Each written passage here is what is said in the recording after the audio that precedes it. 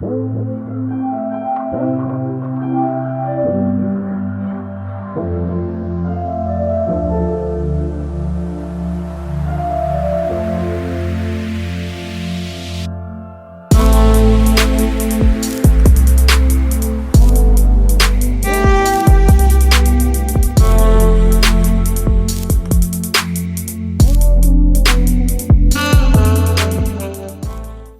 can go ahead and have a seat.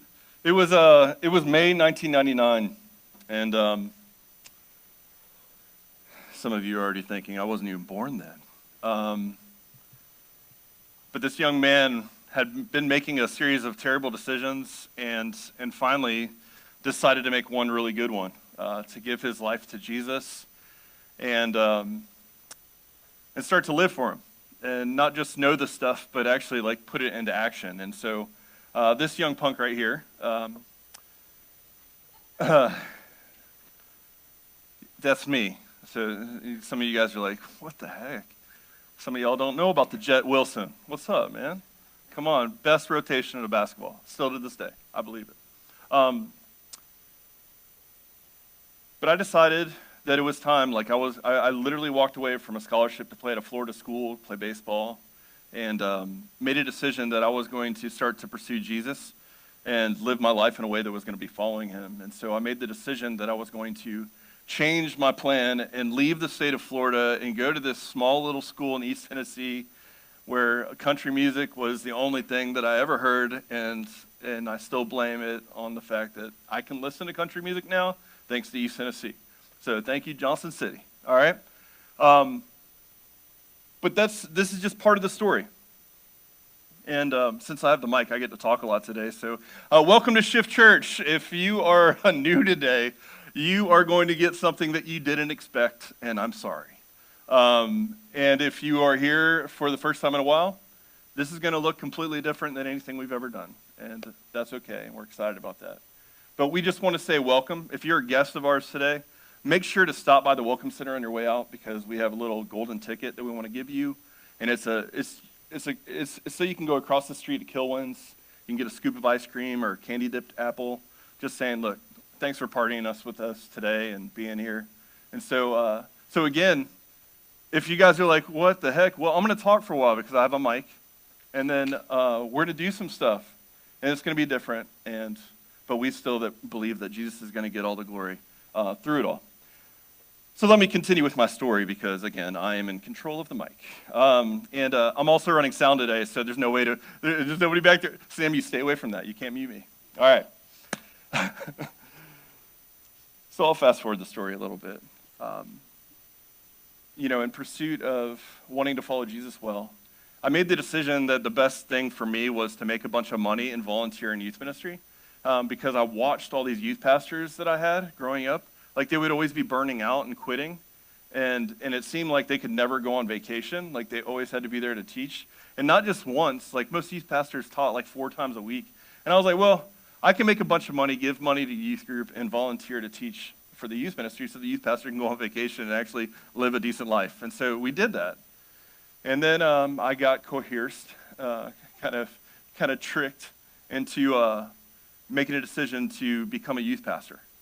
And I helped start this church called Crosspoint in Cape Coral, and man, it was a blast. It was insane. I'm trying to remember. I think it was 2003 that I left my well-paying job and cut my salary in a third, and we started on this venture, me and Abby.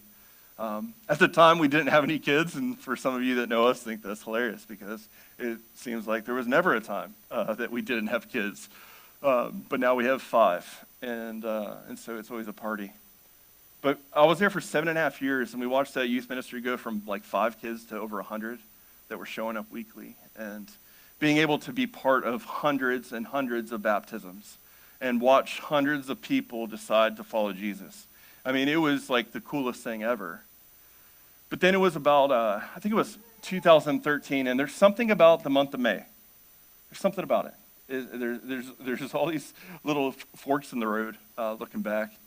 And it was May, I think, 2013, when God started kind of stirring something in me And then Abby said no a couple times, and then God stirred her.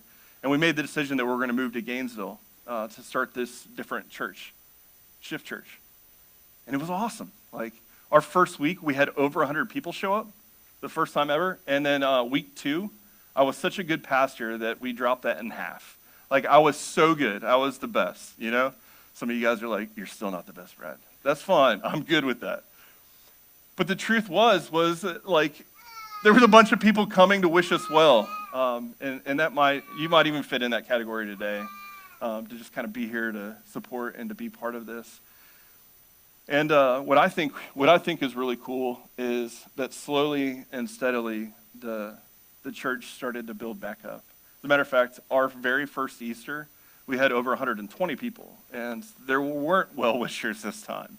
And so that was super exciting. And I remember it like yesterday, because we had an all-staff meeting on Tuesday at my house. And we're celebrating. We're celebrating what God did on Easter and how cool it was. And the thing about my story, as many of you know who know my story, it's not a story of always up and to the right. Like, it's not a constant series of awesome things taking place. That Tuesday, after our celebration,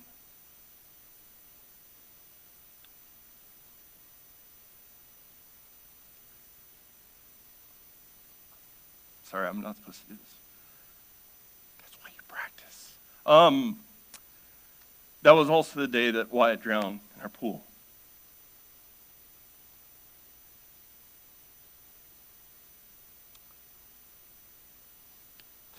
This is also why you write notes, even when it's your own story. To say it was devastating would be like, it was more than that.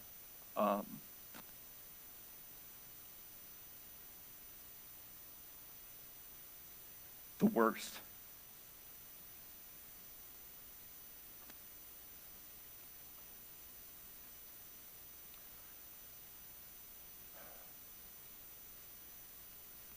So the next 55 days, Wyatt was in the PICU, and we were there with him. If you were part of that, you know that you couldn't get Abby to leave. Like, nurses were trying to give her Benadryl so she would just pass out so they could drag her out the room or something. And but what I remember from that was, even though our church was an infant, even though it was a baby, 24/7 for 55 days, someone from the church was there. When I say there, I mean like they were literally there. Do you need anything? Can we pray for you? Like, literally, 24/7. There was a whole lot of thoughts going in my brain while we're there at the hospital, but I remember thinking, this is what the church is supposed to be.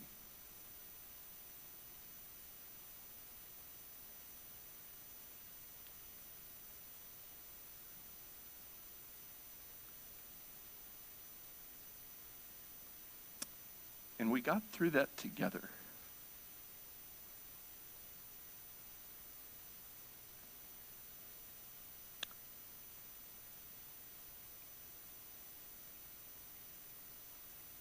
People prayed with us, made us meals. It was the first time since I had been in ministry that I wasn't the one caring for everybody. It was literally the first time, I think, in my life that I needed to be cared for. And here it was, we were supposed to be leading this new church, and we were the ones that the church had to care for and be there for. And I'll never forget it. As a matter of fact, I think that tragedy literally shaped what eventually became Shift, the church for the rest of us, where it became more about the 167 hours during the week that we weren't here gathering together and worshiping, but it was looking for opportunities to go out there, to make a difference with our lives, to do something that's bigger than us. And we literally, like, in that time that we were in the PICU and that some of you guys were there and caring for us, I believe that we became the church. And it had nothing to do with Sunday mornings. It had everything to do with the way that we loved each other and the way that we were faithful. Some of you weren't there, and you're like, yeah, I'm sorry, I wish I was. Well, you've been here now, and you've been able to lock arms with us, during trying times, and to love our city well and to serve it and to just go wholeheartedly into it. I remember a time when we were way in over our head at St. Francis House. It was such a mess. Like, I didn't know what we were going to do. Like, we were looking at it, and we're like, we need to go buy shelves. Like, we literally sent people to go buy shelves to Home Depot because it's like, man, we need to help. We need to serve. Here's an opportunity. Let's do it. And so many of you have so many stories of that taking place. So that little struggling church that somehow the lead pastor's family's in a huge crisis, we kept battling. We kept moving forward. We kept pushing. And I think it was by the end of 2018, we had gotten to the point where we were averaging over 200 people on Sunday mornings in our weekly attendance. But the beautiful part of that for me was like the 450 people that would have called Shift their church. I think one of the cool things about being a pastor is when someone goes through a crisis that you haven't seen in 2 years and they still call you. Because even if they're not here, they're still here.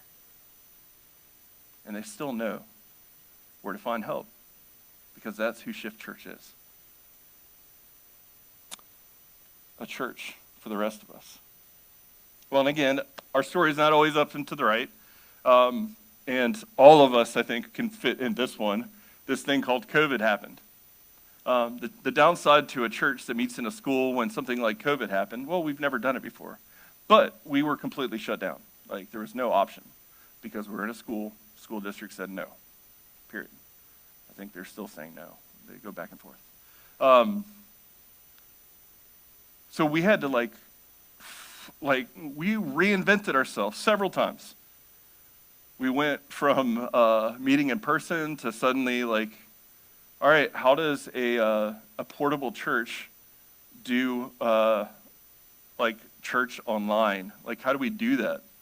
Well, let's use someone's garage and make music.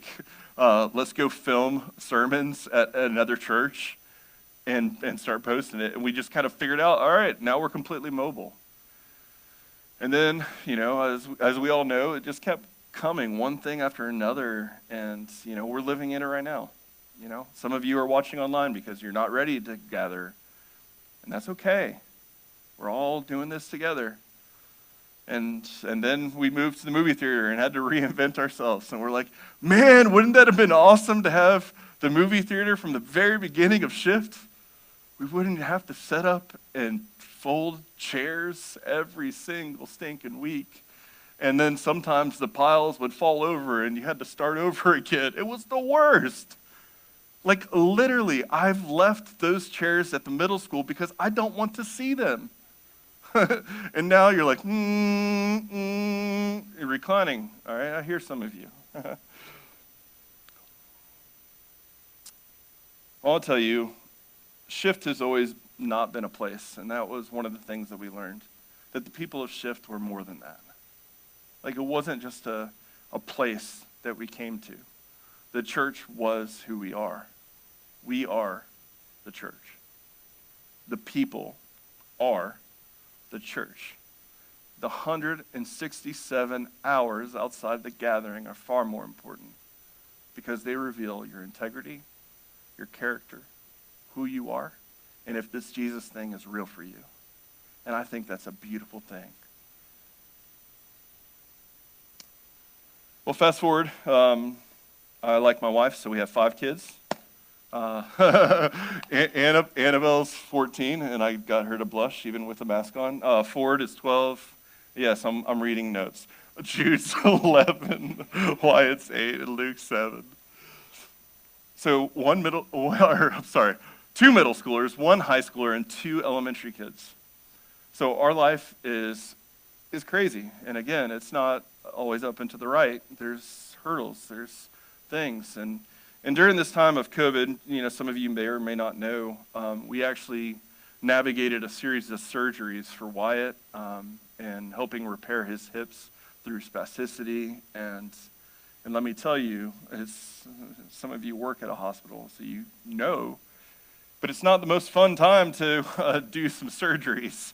And so we navigated that over the past couple of years, and it was challenging, but we got through it. And again, we got back on track and kept pushing the ball forward, keep moving the church, and keep finding a way. And it's like, you know what? Like we'll move with those that are ready to move, and we'll just keep going forward, and we'll keep serving. We'll keep looking for opportunities to love each other, but also to love our community and to really push into that space. And that's who we were and who we still are. However, it was kind of during that time that I myself kind of started to find myself in a stuck place. And if you know my personality at all, and some of you it might be like an aha moment when I say this, like I'm either all in or all out. Like I don't do stuck well. I don't do stagnant. I don't enjoy it. So I pitched in college. I was a starting pitcher. And so it would always be Zacharitz W or Zacharitz L. I could handle that. I hated no decisions. Like I can handle the win or the loss. I just don't want the no decision. I don't want to be in the place where it was like, that was meaningless. And so as I kind of started to dig into this and finding myself more and more stressed out and honestly starting to feel down and a little foggy. And I know so many of us have battled with stress and anxiety and depression over those last few years and some of the unknowns. And with that said, I want to tell you, me too. You're not alone, and you can get through this. You may need some help. All right. I sought counsel. I went to counseling. Where Abby and I had a lot of hard conversations. We laughed and we cried. We pushed into things. But my thought was at the time, but I'm a pastor. Like, not me. I'm good. I'm the one that helps everybody else. As a matter of fact, in one of my counseling sessions, I know this is supposed to be like private talk, but he was like, you'd be a really good counselor. Maybe you should work at my office. And I was like, no, I'm here for help, not to help you. Like, let's not. But it happened. And I thought, man, I'm fine. I'm okay. I'm going to get through this. And the truth was, and Abby gets mad when I say this, it's okay to not be okay. It's just not okay to say that way. That's been true of Shift. We've preached that for years. Like, it's okay to get help. It's a good thing. And so I decided to do it myself because I needed help. But then, as some of you know, Wyatt suddenly had a massive seizure in June. And he actually had one this past week.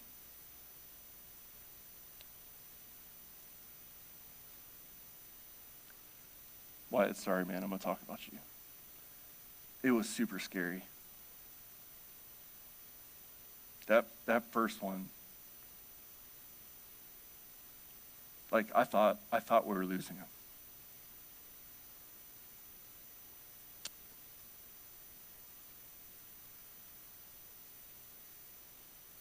And this last Thursday, same thing, except for now I was better prepared. Like, we knew what to do and those kind of things. But that had never happened before. We had never experienced that, and Wyatt had never had a seizure. And what it did, though, is it brought me back to, like, the day his accident happened, like, it was not a good space.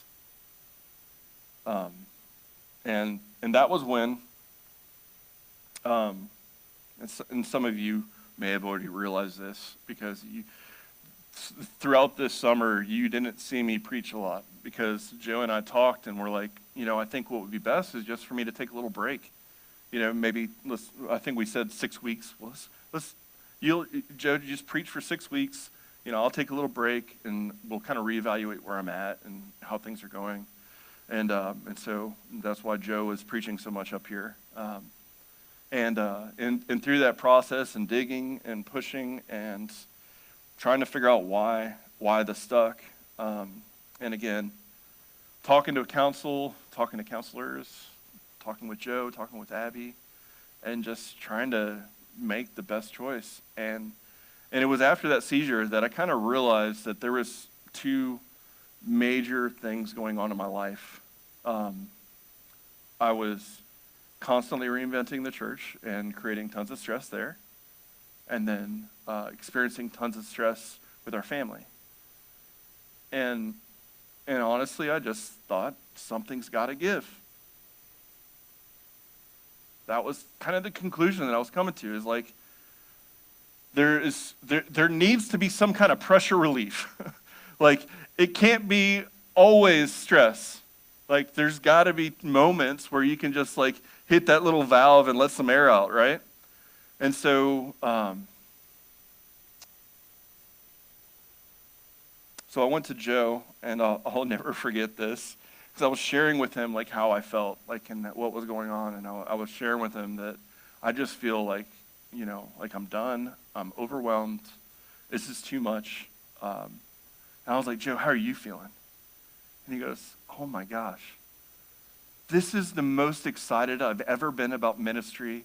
This is the most excited I've ever been about the gospel and teaching it. Like, this is literally the best that I've ever been as a pastor. And I was sitting there like, I literally walked into the conversation thinking, all right, Joe's going to be like, we're going to cry together. He's going to be like, yeah, I'm right there with you. Let's just stop, like. And it blew my mind because I wasn't expecting it. And I was like, okay, we're stopping this meeting. Like, everything else that I'd planned, I was like, we're not doing it. We're not talking. I'm leaving because I need to think. And that was what happened. And so I started to dig into it. Like, I mean, clearly, I wasn't going to walk away from my family. All right? But clearly, something had to change for my family, for me, and for the church. Because a stuck pastor is not a good pastor to be leading a church. And so that was when we started going down this trail of, I was like, all right, Joe, I think I'm ready to preach. You know what happened? I preached, and it was like, that was awesome. I felt so good, like, no worries in the world. Like, it was just awesome. And I told Joe, I was like, okay, you got it from here. Literally the conversation, right? I was like, all right, man, I think you just need to go and do this. And so the decision that myself and my family, and why we really wanted as many people as possible here to hear it from me, is that I made the decision that I'm going to be stepping down as lead pastor at Shift.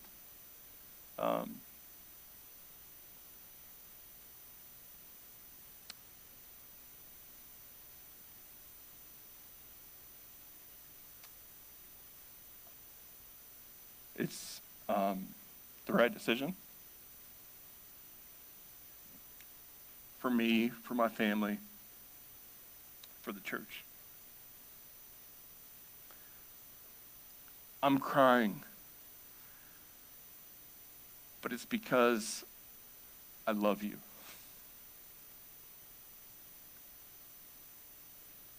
Even the ones of you that haven't been back in like 2 years, 3 years, I love you too. Like, I love you. I love you that are watching online that are like, I just showed up because I heard Brad was going to cry. I love you too. So I want to tell you that, it seems like this would be like a depressing thing, or like, oh man, like another pastor bites the dust. But this is the beautiful thing, and one of the reasons that that I wanted to do this before is because there's too many pastors that continue to push through, put their head down and go to the plow. And that is not good for the kingdom of God. I love Jesus. I love the church. And I love all of you. I want to leave like that. Thank you.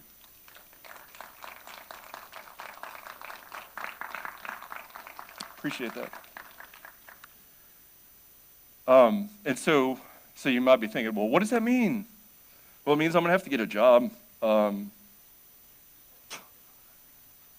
don't know. I've been being a pastor for like almost 16 years. What do you do when that's been the thing you do? I'm like, well, I've been public speaking for over 15 years. Like, does that count? You're overqualified. No.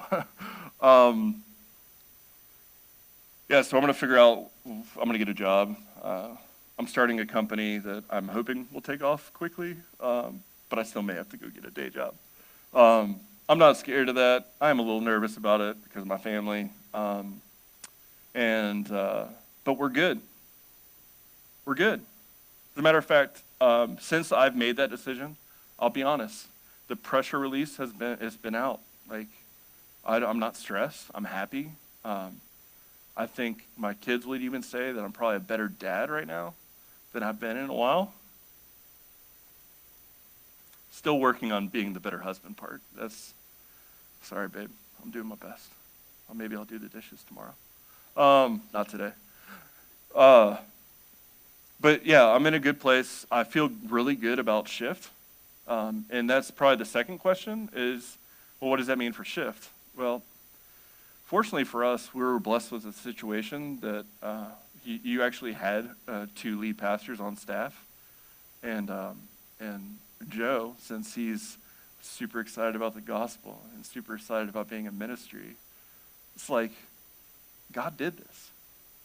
So for you all that want to be a part of a church that's bigger than the Sunday morning gathering, Joe will be leading Shift moving forward. Yeah. And I'm really excited that he's going to share some things with you. But before he does, I still have the mic.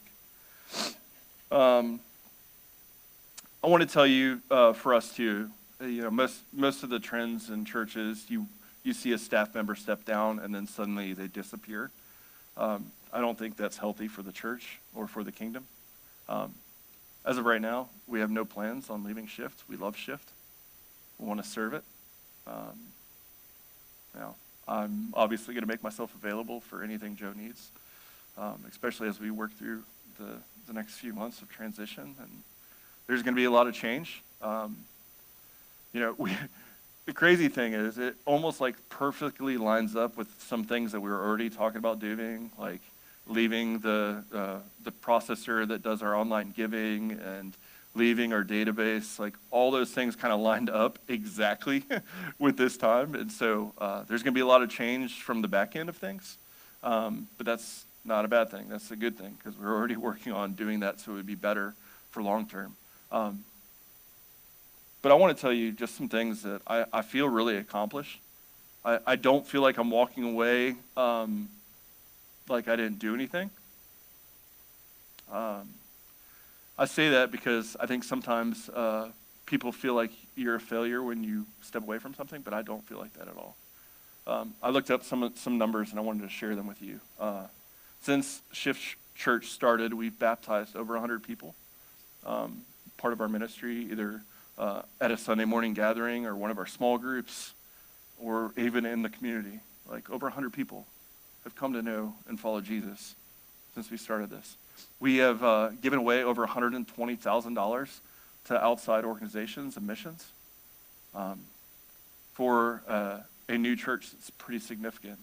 And one of the things that I'm really proud of that oftentimes churches don't think about or do, we met in a school and paid rent to them for a long period of time. And over $200,000 we put back into our public school system. And I'm incredibly proud of that. I think that's a tremendous thing. And more churches should consider, letting their back hurt a little bit to help the community more. Um, and so I feel really like we achieved a lot, but most importantly, we've created a church that my children want to be part of.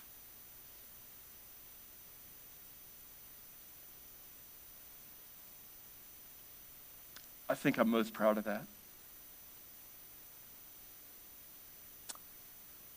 So this isn't a downer, and so we're going to do our best to reposition this so we can leave happy and smiling and hugs. No kisses, please. But I believe that we should celebrate some of the things that have happened, and then start to push forward for the future. And so we're going to show it's a real basic. It's just a bunch of pictures of some memories. And some of you will be part of different seasons. And so celebrate a little bit, laugh, cry if you need to. But make sure God gets all the glory as we do this. And then we'll hear from Joe about the future.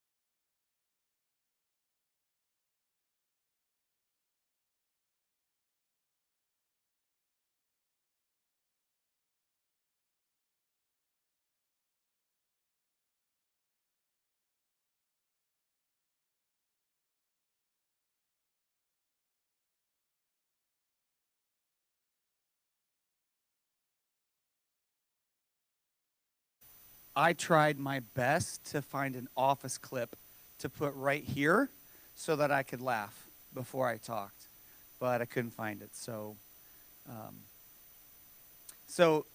the first time I ever met Brad, my family and I had moved down here, and we were the pastor at another church in town, and we had been here for about a year, and then all of a sudden I heard about this guy and his family. They were coming to plant another church, and we were part of the same association, and I was just like, dude, what is going on? I mean, I can remember telling my wife Tori, like, we just got here, and these people are coming from where, and they're going to plant a church in our backyard, and we're trying to turn this thing around over here, and so then I don't remember how the connection happened, but we got it set up where Brad and I were going to sit down and meet, and we were going to meet at Flying Biscuit, and I told Tori, I'm like, I'm going to give him a piece. Like, it's coming, bro. The storm, batten down the hatches. And so I was ready to give this guy a piece of my mind. And so we sat down and we started talking, and we hit it off immediately. Like, we just clicked. And I can remember coming back and being like, this is going to be awesome. And, we began to develop a friendship and a relationship not only between our families, but also the two churches. And, like he says, not everything is to the right or up and to the right, but all the ups and downs. And I don't know, almost 4 years ago, after trying to lead a couple times a merger between the church that I was leading and Shift, we really felt like God was like, this was the thing. Like, this is why we moved halfway across the country to a place that we had never been, was because of what Shift was doing. And so we fundraised, and we threw in with Shift, and never looked back. But I need you guys to know that through all of this, I was perfectly happy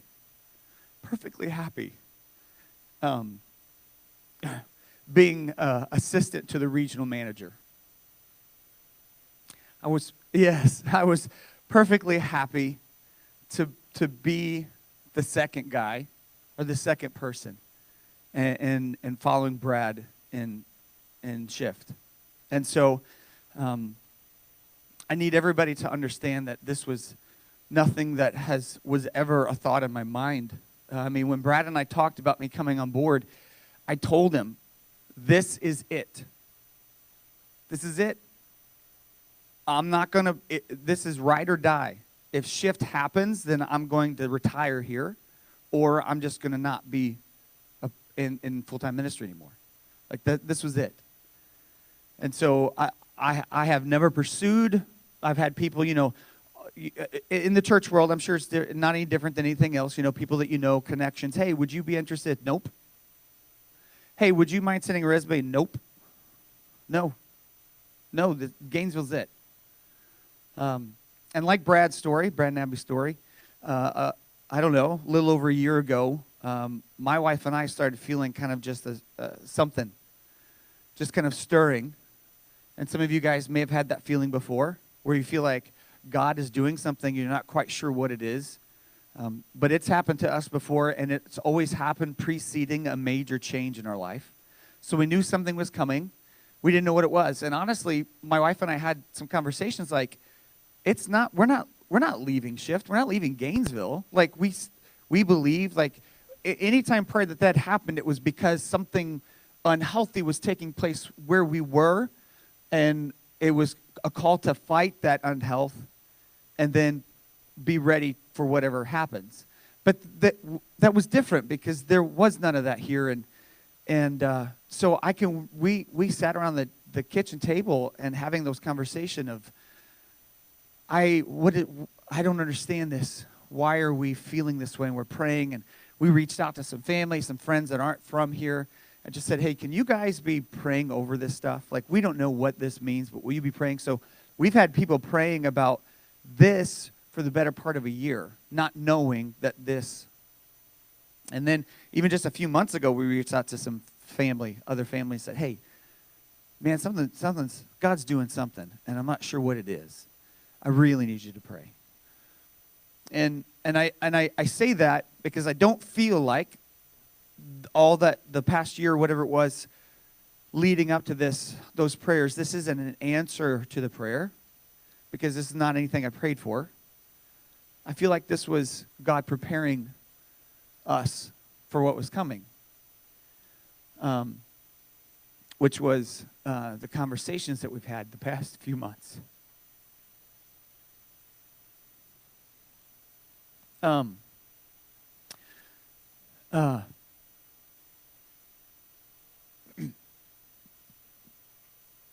So as we kind of look forward, I will say this.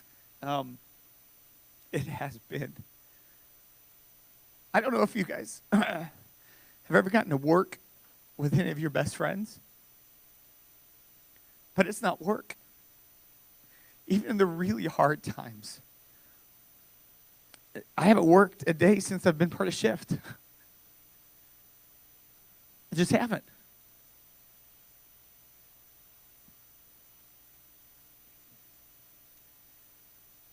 And I'm heartbroken. I'm proud of the decision that you made for you and your family. But I need everybody to know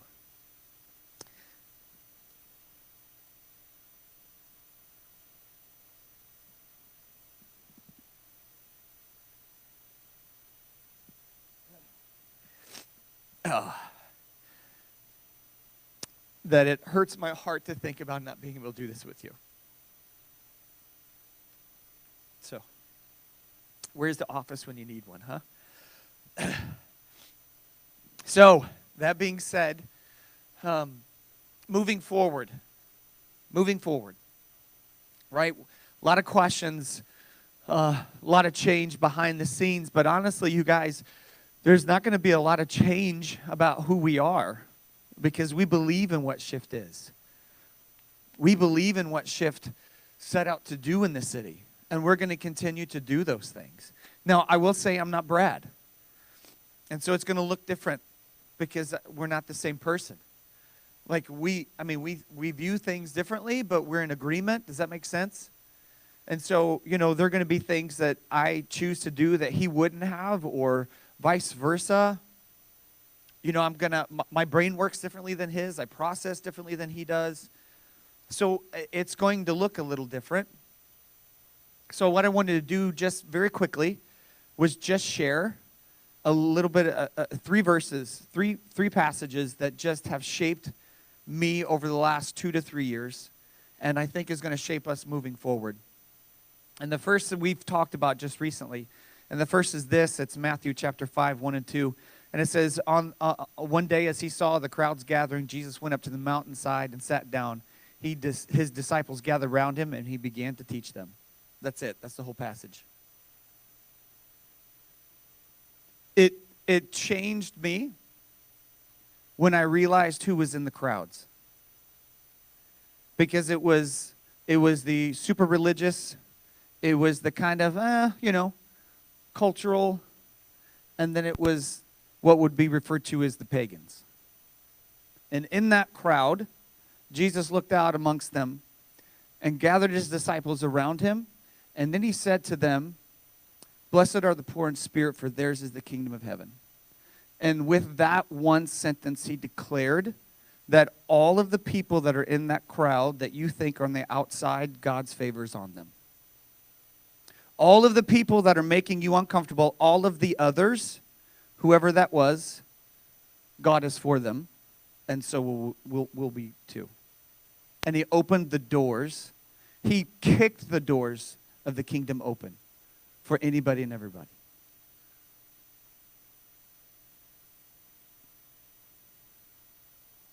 Jesus and Shift are going to fight for others. We are going to be a place that gives people the space, I said this last week, gives people the space and the time that they need to wrestle with Jesus. Far too many times, you walk into a building, you walk into a gathering, and after you've been there for a minute, certain behaviors are expected. And I'm not saying that things are, like, hey, it's all okay, but we have got to give people the ability to wrestle with Jesus. We have got to give people the time and the space to be able to ask hard questions and to mess up, because we're all stumbling in this together. There has to be that space. If you're a parent, you know it takes almost a year, if not more, for your child to learn how to walk. And then it takes even longer for them to learn how to not only speak, but to speak in sentences and complete thoughts. So why in the world does the church expect new believers to act any other way than stumbling, learning to walk? And we're going to give that time and space. We're going to fight for others. Jesus threw those doors wide open to all of those people that the religious leaders said, you can't be part of this. And he said, no. Yes, I can. As a matter of fact, this kingdom is for them. And so we're going to give that space. We're going to meet people right where they're at. The second is this, is in Acts chapter 15. What's happened is that God's movement is among this new group of people called the Gentiles, which, unless you're Jewish, that includes you. And the church had to make this decision, who is the church for? All of these new people that aren't obeying our customs, our laws, our rules, they're coming into the church. And Paul and Silas, the two church leaders, showed up at this big meeting that they had. It was basically the first church business meeting, and said, look what God is doing here amongst this new people group.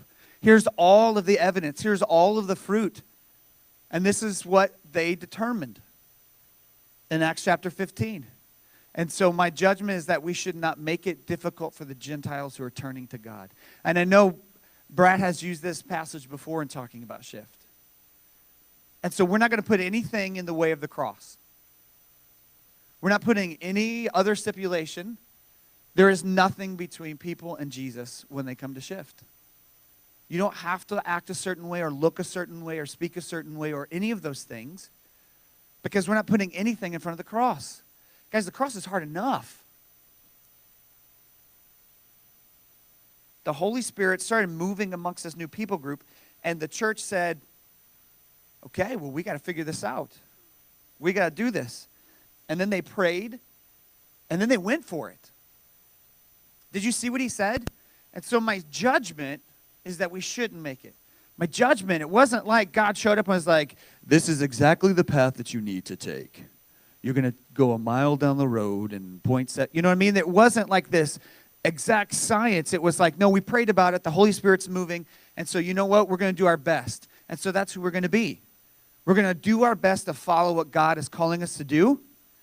And then in our judgment, we should ... And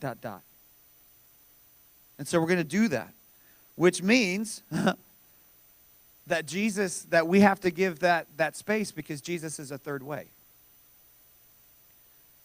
Jesus wasn't right. Jesus wasn't left. Let's not put any of that junk on him, because he was above all of that. And so in today's culture, there has to be places like Shift that showed people that Jesus is a third way. And so we will advocate for the things that Jesus advocated for. We will fight for those things: the outsider, the marginalized, the poor, the orphaned, the widowed. Because those are the things that move Jesus' heart, and they're going to move ours. The last one is this, is in Matthew chapter 22. And it was a common question. People ask this all the time because it was a big debate. They were asking, what are the greatest commandments? And everybody agreed, love God. That's first and foremost. But there was an argument. There was a debate about what was number 2. And Jesus is answering that question. He says, Jesus replied, you must love the Lord your God with all your heart, all your soul, and all your mind. This is the first and greatest commandment. Everybody agreed with that. Everybody. Across the board.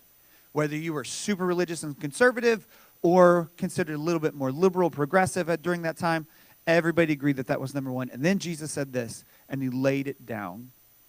And second is equally important, love your neighbors as yourself. The entire law, the New Testament, the entire law and all the demands of the prophets are based on those two commandments. Now, Jesus being our teacher, if you're a Jesus follower, he is your teacher. He is your rabbi. He has the authority to make that declaration. And guess what we don't have? The authority to are you.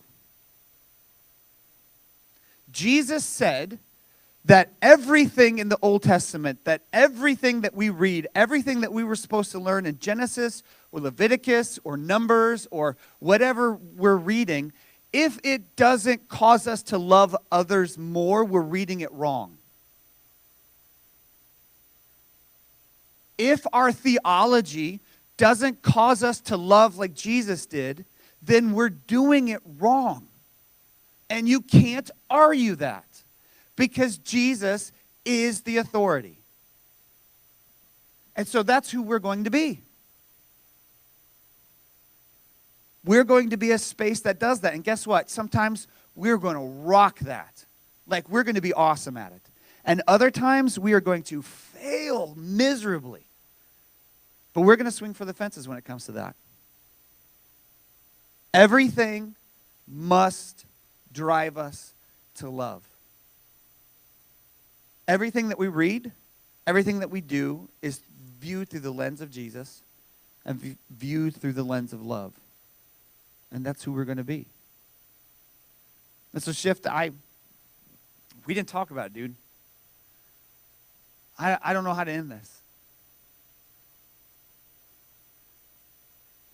Let's do that. I think we should celebrate what God has done, not only through the Zacharitz family. No, I'm not crying again. Through the Zacharitz family, what he's done in Shift, but what he's going to continue to do as we push forward. And so I'm going to say this before Sam starts singing and leading us out. We're going to stand and sing. Shift needs people, needs you. Whether you're watching on stream or you're here in person. Like, it needs you. Like, this doesn't happen if there's not a group of people that say, you know what? We're going to be counterculture. We're going to understand that Jesus is subversive, that his way is different. It's not glamorous. It's not glitz. It's not about building a platform. It's not about posting or sharing crap on social media to get a reaction. It is about loving and serving others. And sometimes that happens when nobody else sees. Sometimes that happens in filth and in puke and in crap. Sometimes it happens in front, but sometimes it doesn't. Sometimes it happens by serving coffee or opening a door or messing around with the kids out there or helping with setup and tear down, doing all this stuff that nobody sees but is part of. You show up and it's just there. So we need people to get on board with that and say, you know what, we are going to be a church for the rest of us. And mean that for the rest of us.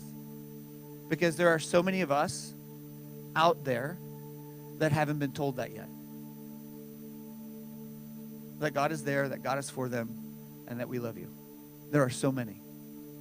And so as we worship, I want to challenge you guys.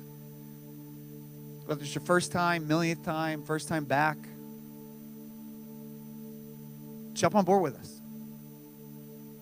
Because I'm super excited about what God is going to do. Continue to do in and through Shift in this city.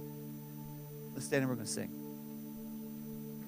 So simply put, don't let church be something you do. Be it. Go and be the church. You guys have a great rest of your Sunday.